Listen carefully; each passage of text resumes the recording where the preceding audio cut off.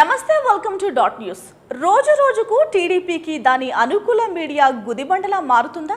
తాను కూర్చున్న కొమ్మను తానే నరుక్కున్నట్లు టీడీపీ పతనానికి ఆ మీడియా నాంది పలుకుతుందా? వారికి తెలియకుండా టీడీపీపై ప్రజల్లో తీవ్ర వ్యతిరేకత వచ్చేలా ఆ మీడియా వ్యవహరిస్తుందా? ఇంతకీ ఆ మీడియా ఏంటి? వారు చేస్తున్న ప్రచారం జగన్కు ఎలా అనుకూలంగా మారుతుంది? Let's watch the story.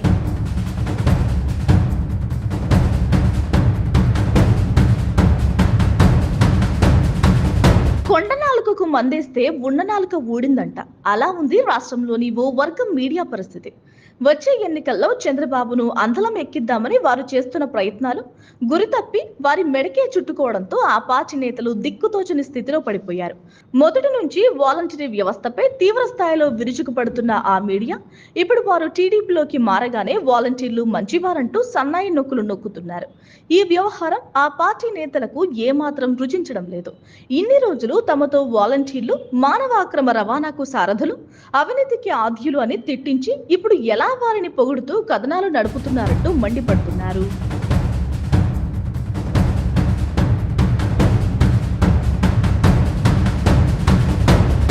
మరోవైపు తాజాగా రాష్ట్రంలో సంచలనంగా మారిన సీఎం జగన్ పై గులకరాయి కేసును సైతం ఆ వర్గం మీడియా హైలైట్ చేస్తూ చూపించింది. జగనే కావాలని దాడి చేయించుకున్నారని వారు పదే పదే ఆ మీడియాలో పుంఖానుపుంఖాలుగా కథనాలు వండి పార్చడం సగటు వైసీపీ అభిమాని ఏమాత్రం జీర్ణించుకోలేకపోయాడు. దీంతో అప్పటి వరకు జగన్ కు వ్యతిరేకంగా ఉన్నవారు ఒక్కసారిగా మనస్సు మార్చుకుని ఎన్నికల్లో జగన్ ను గెలిపించాలని నడుం బిగించారు. ఊహించని ఈ పరిణామంతో కంగుతిన్న తెలుగు తమ్ముళ్లకు నోట్లో వెలక్కాయ పడినట్లయింది.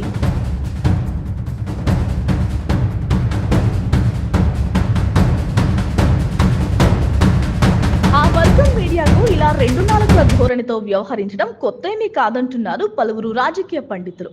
టీడీపీ వ్యవస్థాపకుడు ఎన్టీఆర్ను సైతం ఇదే విధంగా ప్రజల్లో ఆయన ఉమెనైజర్, అవినీతి పరుడు అన్నట్లు ప్రచారం చేస్తుంది. అయితే 2009లో ఆ పార్టీ అధికారం కోల్పోయినప్పటి నుంచి మళ్లీ ఎన్టీఆర్ మంచివారు అన్నట్లు కలరింగ్ ఇవ్వడం మొదలుపెట్టింది.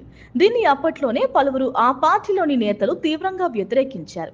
తాజాగా అదే మాదిరిగా వ్యవహరించడంతో పలువురు ఆ పార్టీ పెద్దలే హెచ్చరిస్తున్నట్లు సమాచారం. మితి మీరితే తీపి కూడా విషం అవుతుందని గుర్తు చేస్తున్నారు. మొత్తానికి ఆ వర్గం మీడియా వల్ల టీడీపీకి లాభమా నష్టమా అన్నది జూన్ 4న తేలనుంది. Please subscribe dot news.